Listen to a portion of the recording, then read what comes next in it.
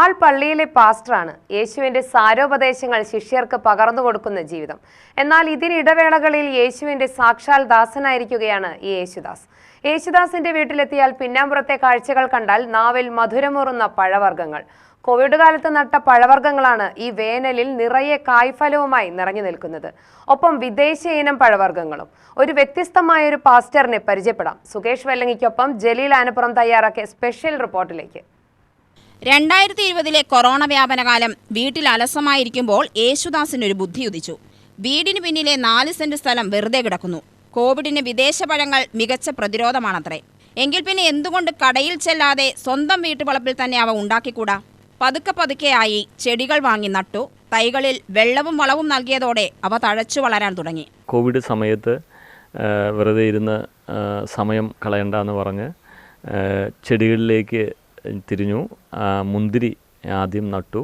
അത് നന്നായിട്ടിപ്പോൾ വിളയുന്നു. അതുപോലെ തന്നെ തായ് പിങ്ക്, പേര, പാകിസ്ഥാനി മൾബറി, റംബൂട്ടാൻ, മധുര അമ്പഴം, അതുപോലെ വിയറ്റ്നാമേറിലെ ചക്ക, അബിയു, അങ്ങനെ പല ഇനം ഫ്രൂട്ട്സ് ഈ ഞങ്ങളുടെ ചെറിയ സ്ഥലത്ത് ഞങ്ങൾക്ക് നട്ടുപിടിക്കുവാൻ കഴിഞ്ഞു. എന്നാലിപ്പോൾ അത് വളരെ നന്നായിട്ട് ഫലം തരുന്നു. നമ്മുടെ നെന്മാറയിൽ ഏത് കാലാവസ്ഥയിലും ഇങ്ങനെയുള്ള ഫലവൃക്ഷങ്ങൾ ഉണ്ടാകും എന്ന് ഞങ്ങൾക്ക് മനസ്സിലാക്കാനിടയായി.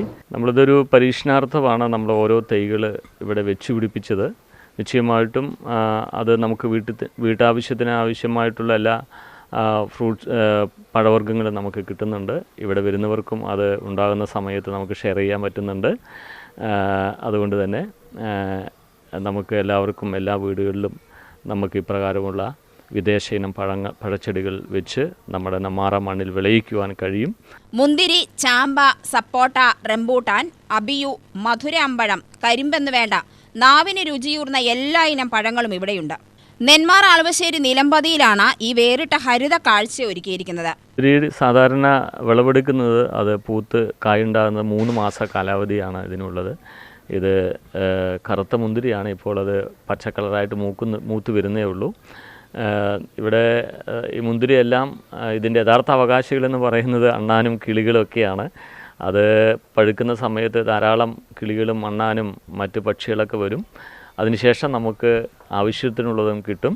യേശുദാസിന്റെ ഭാര്യ രഞ്ജിനിയും മക്കളായ ജോനാഥൻ, ജോയൽ, ജെറീമിയ എന്നിവരൊക്കെ അച്ഛൻ്റെ ഈ പഴവർഗ്ഗ കൃഷിക്ക് സദാ കൂട്ടാണ്.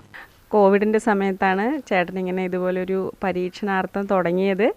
അത് ഇത്രത്തോളം വിജയിക്കുന്നു ഞങ്ങൾ പ്രതീക്ഷിച്ചില്ല. എന്നാൽ നമുക്കിപ്പോൾ ആവശ്യത്തിന് ഫ്രൂട്ട്സൊക്കെ കിട്ടുന്നുണ്ട്. അതുപോലെ മുന്തിരിയൊക്കെ ആണെങ്കിലും പച്ചയരിക്കുമ്പോൾ ഉപ്പിലിടാനും അച്ചാർ ഇടാനൊക്കെ പറ്റുന്നുണ്ട്.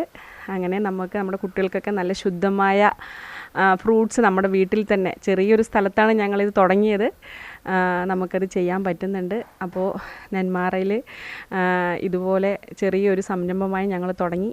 അപ്പോൾ ഇതുപോലെ നമുക്ക് എല്ലാവർക്കും നമ്മുടെ ഉള്ള സ്ഥലത്ത് ശുദ്ധമായ ഫ്രൂട്ട്സ്, പഴവർഗ്ഗങ്ങളൊക്കെ നമുക്ക് നട്ടെടുക്കാമെന്ന് ഞങ്ങൾക്ക് ബോധ്യമായി. ജൈവവളം മാത്രമാണ് ഉപയോഗിക്കാറ്. എല്ലുപൊടി, ചാണകം, വേപ്പിൻ പിണ്ണാക്ക് എന്നിവയാണ് വളമായി ഉപയോഗിക്കുന്നത്. ഈ ചെടികൾക്ക് തീർത്തും ജൈവ വളമാണ് നമ്മൾ കൊടുക്കുന്നത്. അതുകൊണ്ട് ആർക്ക് വേണമെങ്കിലും ഏത് വീട്ടിലും ഇപ്രകാരമുള്ള വളരെ രുചി പകരുന്ന ഫ്രൂട്ട്സിൻ്റെ ചെടികൾ വളർത്താം. അതുകൊണ്ട് എല്ലാവരും ഇതൊന്ന് പരീക്ഷിച്ച് നോക്കുക. തൈകൾ അധികവും ചിറ്റൂരിലും നെന്മാറയിൽ നിന്നുള്ള നഴ്സറികളിൽ നിന്നാണ് വാങ്ങാറ്. തൈകൾക്ക് കാര്യമായ രോഗഭീഷണി ഇല്ലെന്ന് യേശുദാസ് പറയുന്നു. വിളയുന്ന പഴങ്ങൾ സാക്ഷാൽ യേശുദേവന്റെ മാതൃക സ്വജീവിതത്തിൽ പകർത്തുകയാണ് യേശുദാസും കുടുംബവും. UTV news, Palakkad.